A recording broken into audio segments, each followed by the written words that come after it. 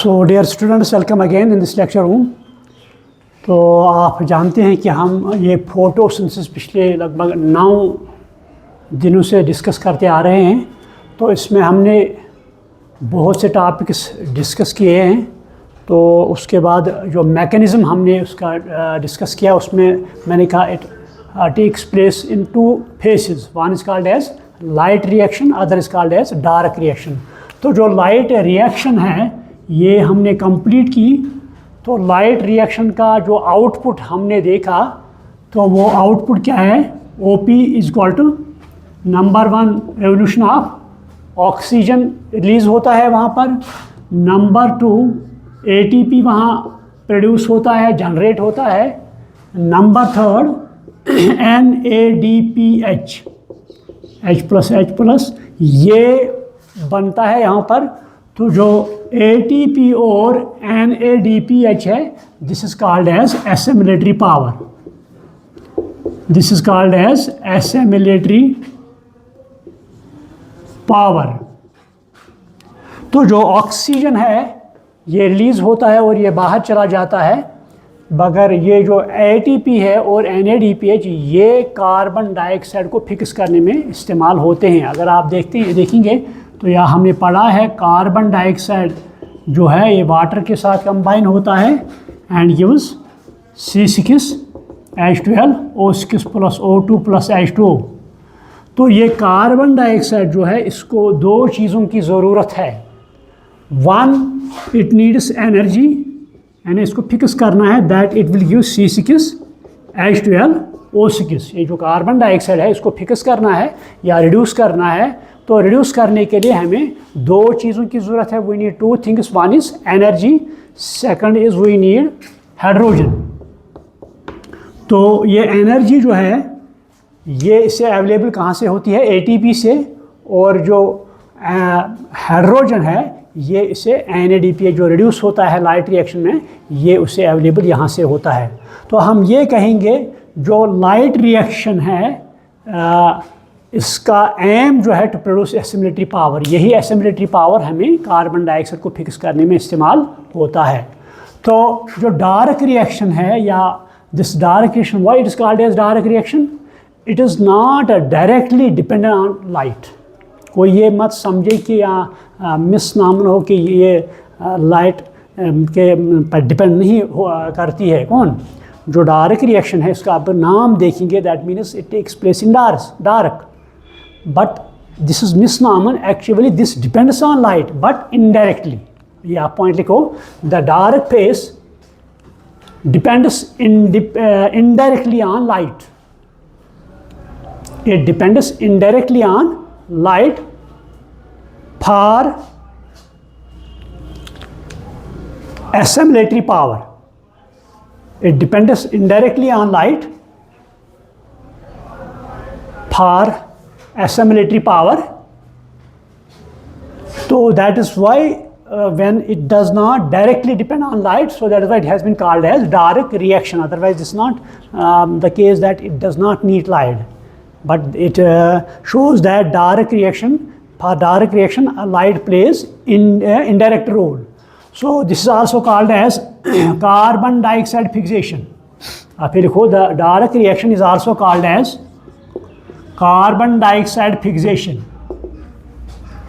या it is also called as, क्योंकि इसका ये कार्बन डाइऑक्साइड जो है इसके साथ हाइड्रोजन कंबाइन होता है। कहाँ से? NADPH से, जो ये इलेक्ट्रॉन गेन करता है carbon dioxide. So it is also called as carbon reduction. It is also called as carbon dioxide या carbon reduction. It is also called as carbon reduction. तो ये डार्क फेज जो है इसमें रिएक्शंस होते हैं। सो मैंने, अगर आपको याद होगा, जब लाइट रिएक्शन हमने पढ़ी तो उसमें वक्त मैंने कहा light reaction called as photochemical reaction, मगर जो डार्क रिएक्शन है this is called as true chemical reaction. The dark reaction is also called as true chemical reaction.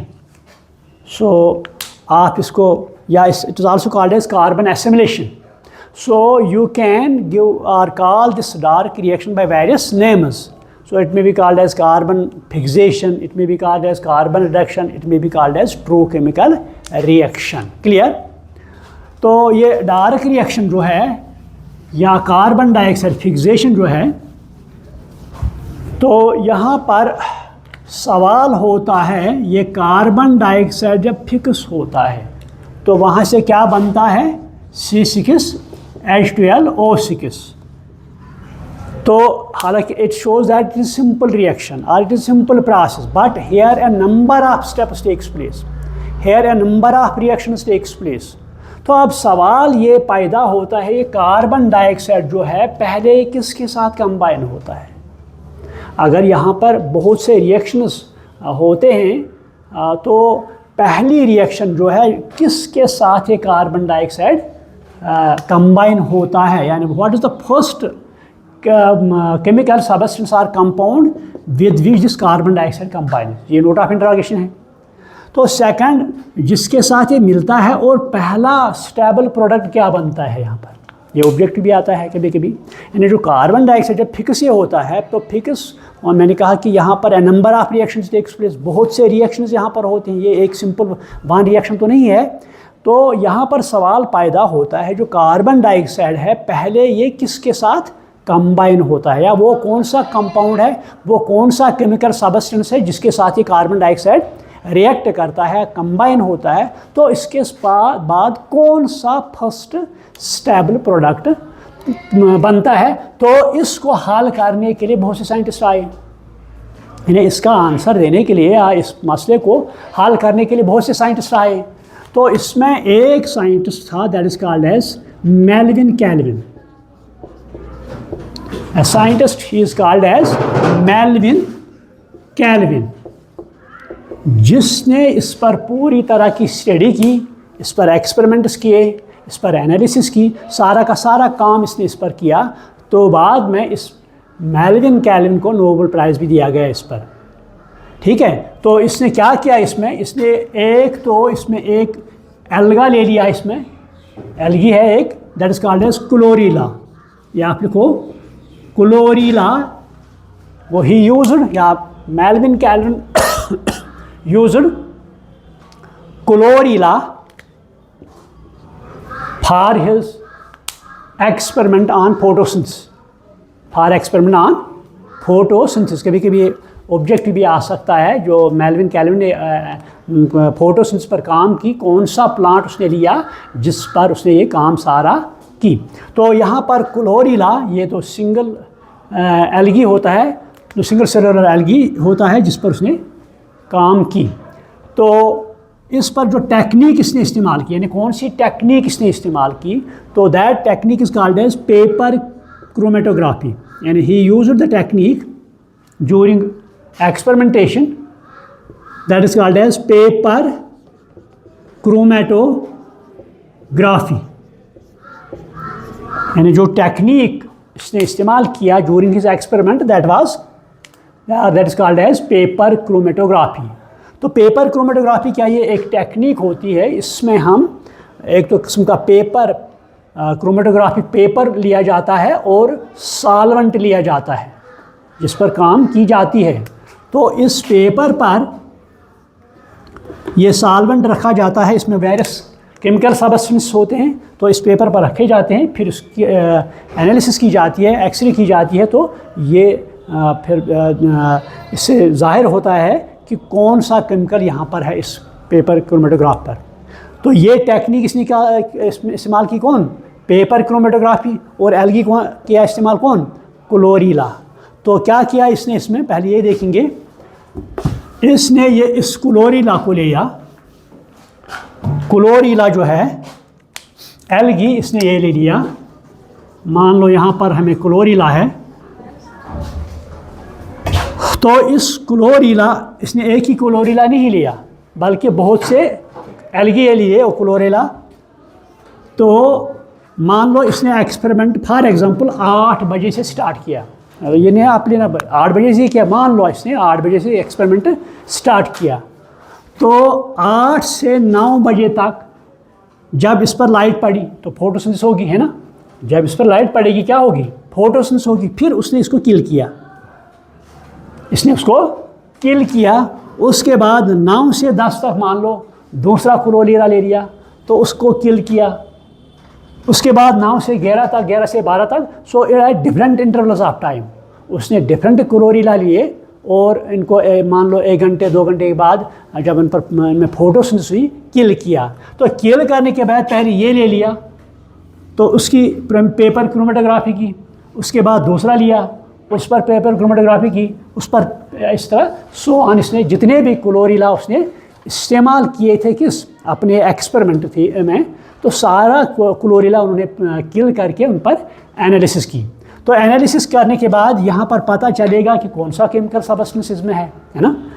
जब ये क्लोरीला उसने ले लिया, किल करने के बाद उसने एक्सट्रैक्ट किया उससे केमिकल्स सॉल्वेंट में, फिर इसको पेपर क्रोमेटोग्राफी के ज़रिए इस पर एनालिसिस की, तो उसको पता चला कि ये कार्बन डाइऑक्साइड जो है CO2 ये एक 5 कार्बन कंपाउंड के साथ कंबाइन होता है, रिएक्ट होता है। यानी पहली रिएक्शन जो इस फोटोसिंथेसिस में होती है तो इसमें ये कार्बन डाइऑक्साइड जो होता है it reacts with C5 compound. That compound is called as RUBP। ये आप लिखो, the carbon dioxide combines with a 5 carbon compound. The carbon dioxide combines with a 5 carbon compound called as ribulose, called as ribulose 1,5-bisphosphate. Bisphosphate. In short, we can say ribulose bisphosphate. यह short में हम क्या लिखते हैं, रिबलोज, जो आपकी NCERT पे दिया गया है वहाँ पर लिखा गया है रिबलोज बिस्फॉस्फेट। तो एक्चुअली क्या है, इसमें कितने कार्बन होते हैं, 5 कार्बन होते हैं। यहाँ पर मैं लिखूँ 1 2 3 4 एंड 5।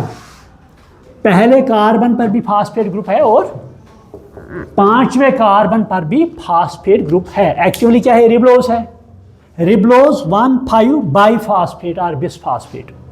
क्लियर। यानी एक्चुअली कंपाउंड जो है इसमें 5 कार्बन एटम्स होते हैं, तो पहले कार्बन एटम पर भी फास्फेट ग्रुप अटैच होता है और 5वें कार्बन पर भी फास्फेट ग्रुप अटैच होता है। एक्चुअली कंपाउंड क्या है, रिबलोज। तो रिबलोज 1 यानी पहले कार्बन पर फास्फेट, रिबलोज 1, फिर उसके बाद 5वें कार्बन रिबलोज 1,5 बिस मीन्स 2, क्योंकि ये हम इसको फास्फेट भी लिख सकते हैं, डाईफॉस्फेट भी लिख सकते हैं, लेकिन जो आपकी NCERT है वहाँ दिया गया है बिस्फॉस्फेट। सो प्लीज़ ये आप नोट कीजिए, क्योंकि आप अगर कल एंट्रेंस होगा चाहे बोर्ड का या नीट का, तो वहाँ आपका जो आंसर होगा दैट इज़ बिस्फॉस्फेट। क्लियर। हालांकि डाईफॉस्फेट भी 2 फास्फेट होते हैं, बाईफॉस्फेट भी, तो यहाँ पर इसमें लिखा गया बिस्फॉस्फेट। तो यही का रिबलोज 1,5 बास्फेट, या शॉर्ट में हम क्या लिखते हैं, RUBP। तो इस कैल्विन ने ये एनालिसिस की कि उसने कहा जब कार्बन डाइऑक्साइड इसकी फिक्सेशन जब होती है फोटोसिंथेसिस के दौरान, तो पहला कंपाउंड है RUBP, this is 5 carbon compound. So इसके साथ ही कंबाइन होता है।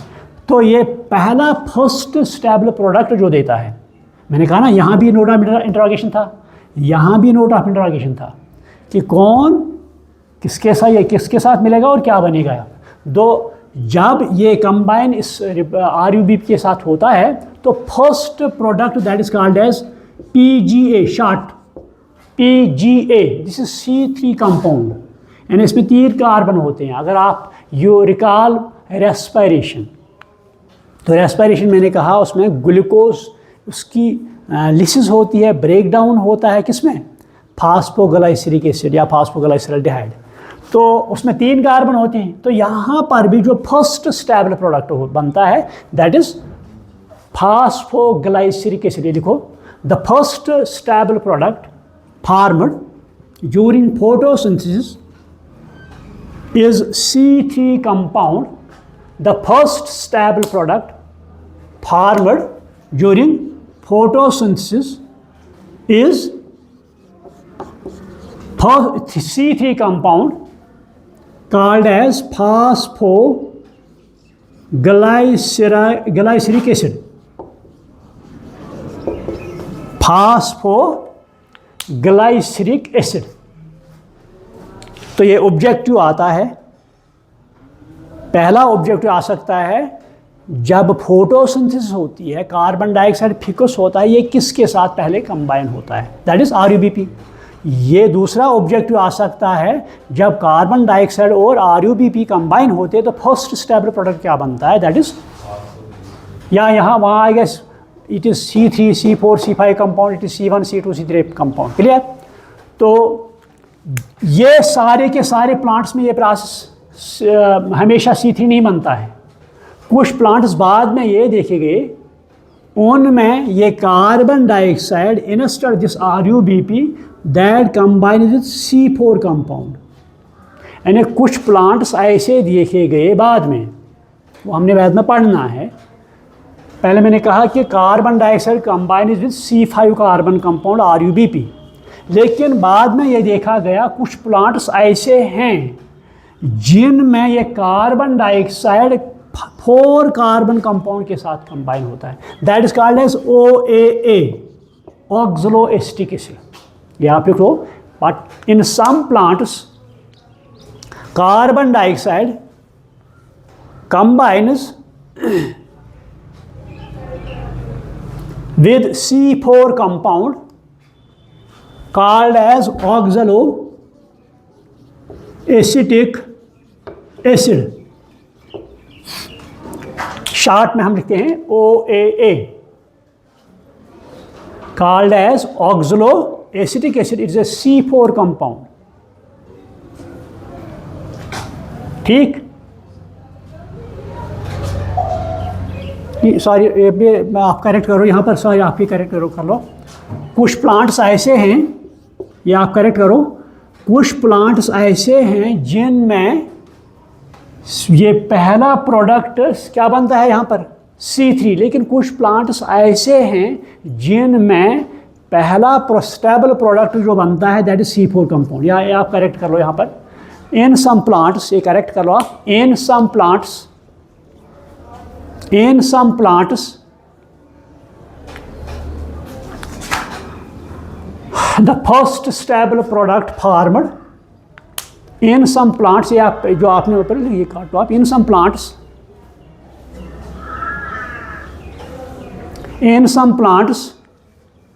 the first stable product formed is C4 compound,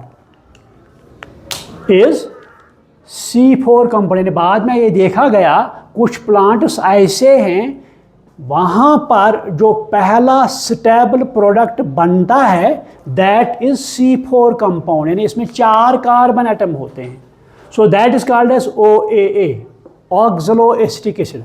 clear हुआ. यानी मैंने कहा अक्सर प्लांट्स में पहला स्टेबल प्रोडक्ट जो बनता है उसमें C3 कंपाउंड बनता है, that is called as phosphoglyceric acid.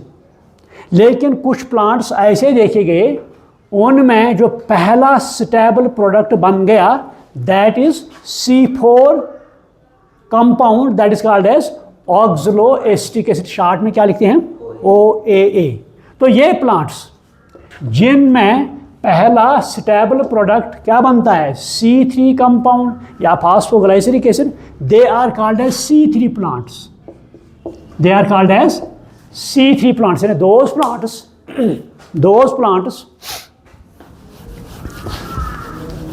plants in which the first stable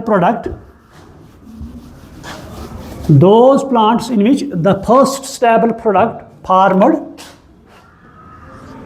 is C3 compound. Bracket में आप लिखेंगे PGA. Those plants in which the first stable product formed is C3 compound, bracket में आप लिखिए क्या लिखेंगे PGA, are called as C3 plants. They are called as C3 plants. And the photosynthesis is known as and the photosynthesis known as C3 photosynthesis. Photosynthesis. C3 photosynthesis.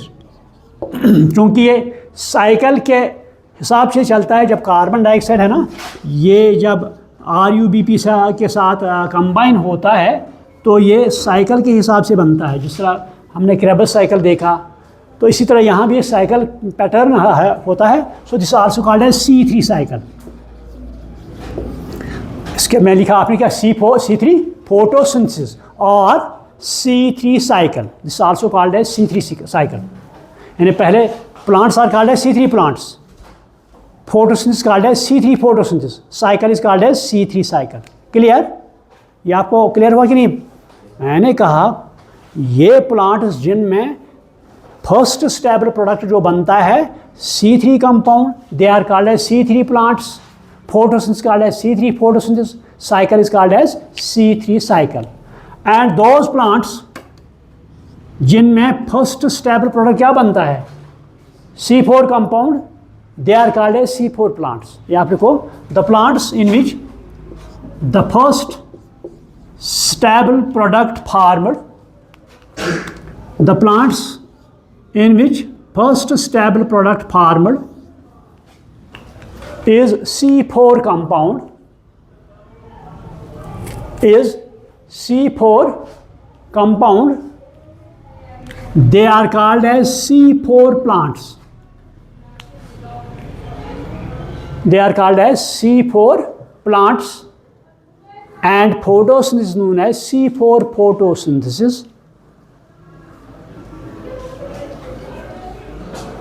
and cycle is known as C4 cycle, and cycle is known as C4 cycle.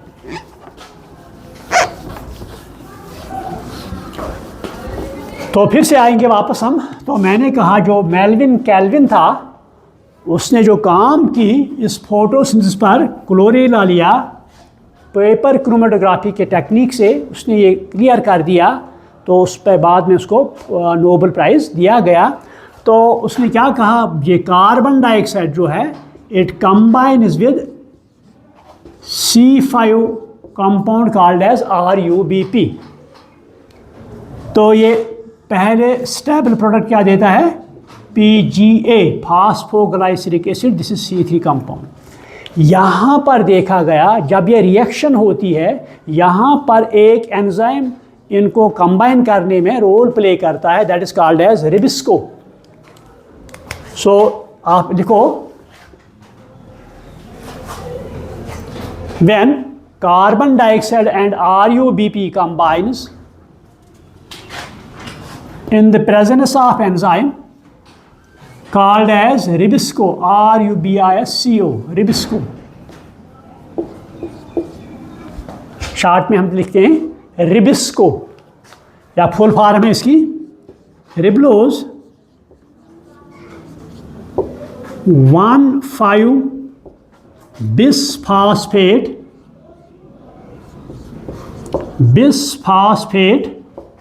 Carboxylase, bisphosphate carboxylase. यानी जब reaction होती है किस किस के दरमियान, carbon dioxide और RUBP के साथ, तो यहाँ पर एंजाइम जो इस्तेमाल होता है that is called as rubisco. Short में लिखते हैं हम, या फुल फॉर्म इसकी क्या है, रिब्लोज 1,5 बिसफॉस्फेट कार्बोक्सिलेज। तो ये जो एंजाइम है, तो वर्ल्ड में जितने भी एंजाइम्स हैं, तो सबसे ज़्यादा कंसंट्रेशन किसकी है, किसकी, रिबिस्को की। इट इज़ प्रेजेंट अबाउट 16%, यानी इसकी अमाउंट जो है दैट इज़ अबाउट 16%। यानी जितने भी एंजाइम्स इस वर्ल्ड में हैं, रिएक्शन करने में इस्तेमाल जो होते हैं, तो इनमें सबसे ज़्यादा मकदार में पाया जाता है दैट इज़ RUBP या रिबिस्को। तो ये कभी कभी ऑब्जेक्टिव भी आता है, जो एंजाइम यानी अमाउंट के एतबार से या मकदार के एतबार से सबसे ज़्यादा किसका है, दैट इज़ रिबिस्को। तो दूसरा इसमें आता है fastest enzyme.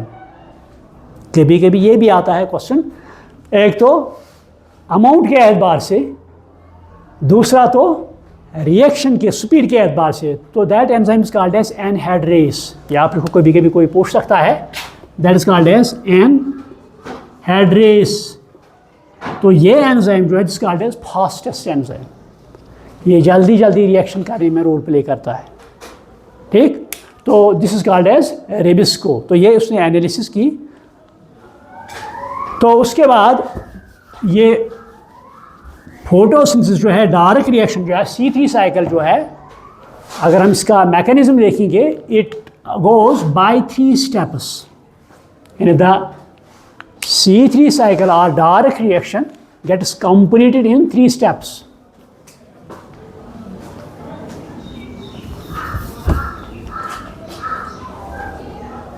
One is called as carboxylation. First step is called as carboxylation. First step is called as carboxylation. Second step is called as reduction. Second step is called as reduction. Third step is called as regeneration.